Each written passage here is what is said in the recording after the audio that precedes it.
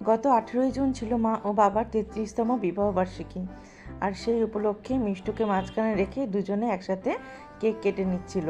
প্রতি বছরই মা ও বাবা এই দিনটাতে কেক কাটে, কিন্তু আমরা দুই ভাই বোনের কেউই তাতে অংশ নিতে পারি না, কারণ ভাই কাজের সূত্রে থাকে বাইরে, আর আমারও শ্বশুরবাড়ি যেহেতু কাছে নয় তাই আসতে পারি না। কিন্তু ঘটনাচক্রে এই বছর 18ই জুন তারিখটায় আমি মায়ের কাছে ছিলাম, তাই আর কি ছোট্ট করে একটুখানি অ্যানিভার্সারিটাকে সেলিব্রেট করে নিলাম। ঘরোয়াভাবে করেছি, কোনো বড়োভাবে কিছু করিনি। একটা ছোট কেক অর্ডার করেছিলাম, আর আর সন্ধ্যাবেলা খাওয়ার জন্য টুকটাক স্ন্যাক্স অর্ডার করেছিলাম। পাশে যেহেতু ছোটো কাকু আর কাকিমা থাকে, তাই ওনারা এসেছিলেন সন্ধ্যের দিকে।